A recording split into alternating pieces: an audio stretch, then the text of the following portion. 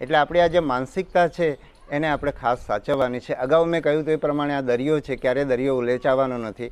અને દરિયો ઉલેચી નાખ્યો હશે તો પણ પરીક્ષા નજીક આવશે એટલે મેં આ વાંચ્યું નથી, તે વાંચ્યું નથી, બરાબર વાંચ્યું નથી, એ બધા વિચારો આવવાના છે.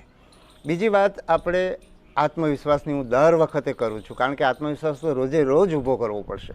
રોજે રોજ આપણો આત્મવિશ્વાસ ડગી જશે. તો એક તો આત્મવિશ્વાસ ટકાવી રાખવા માટે હવે પરીક્ષા નજીક આવે ત્યારે શું શું કરવું? તો એક તો નવું કંઈ નહીં વાંચવું. નવું વાંચવાથી અત્યારે આપણને નવું જોઈએ એ યાદ ના હોય, પહેલી વાર વાંચતા હોઈએ એટલે એ બધામાં આપણો આત્મવિશ્વાસ ડગતો હોય છે. એટલે શક્ય હોય તો નવું ન વાંચવું. સિવાય કે નવું વાંચવાનો વિષય તમને બહુ જ મહત્ત્વનો લાગે છે, તમને બહુ ગમતો વિષય છે, તો તમે વાંચશો તો તમારો આત્મવિશ્વાસ વધશે. બાકી નવું વાંચવા બેસશો એ તમારો આત્મવિશ્વાસ ડગાવશે. ખૂબ બધું પુનરાવર્તન કરવું. પુનરાવર્તન છે ને આત્મવિશ્વાસ વધારે છે. એટલે ખૂબ બધું વાંચવું એના કરતાં આપણો અભ્યાસક્રમ શું છે એને ધ્યાનમાં રાખીને અમુક મર્યાદિત જેટલો આપણો સમય છે એના પ્રમાણે વાંચવું અને એને વારંવાર વાંચવું, જેથી કરીને આપણને પરીક્ષામાં પૂછાય તો 100% આવડે. અને પૂછાય ત્યારે આપણને એવું ના થાય કે મેં આવું વાંચ્યું હતું પણ અત્યારે બરાબર યાદ નથી આવતું, આના જેવું કંઈક હતું. એટલે આ પુનરાવર્તન ખૂબ જ મહત્ત્વનું છે. પછી માહિતીને વારંવાર યાદ કરવી. એટલે તમારી માહિતી છે કાં તો તમે પ્રશ્ન તમારા પાઠ્યપુસ્તકોની અંદર એને અંડરલાઇન કરેલી હોય કે તમે ક્યાંક એની નોટ્સ બનાવેલી હોય. નોટ્સ પણ જો તમે પાઠ્યપુસ્તક જેવી ના બનાવવી જોઈએ. નોટ્સ બહુ ઝીણી ઝીણી હોવી જોઈએ, નાની નાની હોવી જોઈએ. તો એ નોટ્સના માધ્યમથી પણ વારંવાર એકની એક માહિતી યાદ કર્યા કરવાની, પુનરાવર્તન કરવાનું. બીજી એક વસ્તુ છે કે જૂથમાં તૈયારી કરવી, મિત્રો સાથે તૈયારી કરવી. એટલે જ્યારે તમે મિત્રો સાથે તૈયારી કરશો ને તો તમે જે માહિતી છે તમે બોલશો એટલે સામેની વ્યક્તિ સાંભળશે. એટલે તમને તમારા બોલવાથી યાદ રહેશે અને સામેની વ્યક્તિને સાંભળવાથી યાદ રહેશે. એટલે તમે ડબલ રીતે તમે એનું કરી શકશો, કારણ કે તમારી ડબલ તૈયારી થઈ જશે. એક તમારા બોલવાથી તૈયારી થાય છે અને સામેવાળી વ્યક્તિ સાંભળે છે એને તૈયારી થઈ રહી છે. અને સાંભળવાથી ખૂબ બધું યાદ રહેતું હોય છે.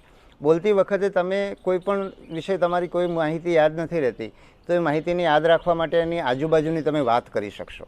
એટલે તમને એ આજુબાજુ સાથે એને કનેક્ટ કરવાનું જે તમે પદ્ધતિ અપનાવશો, તમારી સાથે બેઠેલો તમારો મિત્ર જે છે એ પણ તમને કહેશે કે નહીં આમાં યાદ એટલા મને તો આ કારણસર આ યાદ રહી જાય છે, તને યાદ નથી રહેતું. તો એને જે કારણસર યાદ રહે છે એ કારણ પણ તમારી પાસે આવી જશે. એટલે તમારા માટે યાદ રાખવું સરળ બનશે. બીજું, સામસામે પૂછવું. એટલે સામેની વ્યક્તિ તમને પૂછી રહી છે ત્યારે તમને અમુક યાદ આવશે, અમુક યાદ નહીં આવે. અમુક યાદ નહીં આવે ત્યારે તમારે એની અંદર એવું નહીં માનવાનું કે મને એવું જો તમે માનવાનું શરૂ કરી દીધું કે હા મને તો કંઈ યાદ આવતું નથી, એટલે તો પાછો તમારો આત્મવિશ્વાસ ડગી જશે. એટલે તમારે એ નથી કરવાનું, તમારે એ દિશામાં નથી જવાનું. તમને આ આખી પ્રક્રિયા છે સામસામે પૂછશો ત્યારે તમને અમુક વસ્તુ યાદ નથી જ આવવાની, એ માની લેવાનું અને યાદ નથી અને પેલાની સાથે યાદ કરવાની, પછી એની માટેની કંઈક કડી જોડી દેવાની, એની પાસેથી કંઈ માહિતી લેવાની એટલે યાદ રહી જાય. એટલે આ રીતે સામસામે તમે પૂછશો તો એનાથી તમને બહુ ફાયદો થશે અને ખાસ કરીને સાંભળેલું બહુ યાદ રહેતું હોય છે.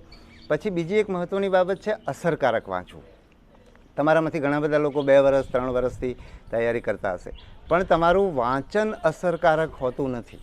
તમે 8 કલાક વાંચો છો તો 8 કલાક તમે ઘણીવાર ચોપડીઓ ફીંદવામાં સમય બગાડો છો, ઘણીવાર જુદી જુદી ચોપડીઓ ફીંદવામાં સમય બગાડો છો. 8 કલાક તમે પરીક્ષાલક્ષી વાંચો છો તો એ તમે 12 મહિના 2 વર્ષ 3 વર્ષથી આવું નહીં કર્યું હોય. જો તમે 12 મહિનાથી એવું કર્યું હોત તો તમે અત્યાર સુધી તમારે 3 વર્ષ વાંચવાની જરૂર જ ના પડે. પણ હવે તમારી પરીક્ષાની નજીક જેટલા પણ દિવસો છે એટલા દિવસમાં તમે અસરકારક તમારે વાંચવાનું. અને મને આ વસ્તુ કેમ ખબર પડી? મેં 4 વર્ષ તૈયારી કરી છે, રોજ લગભગ સરેરાશ ઓછામાં ઓછી 8 કલાક તૈયારી કરી છે.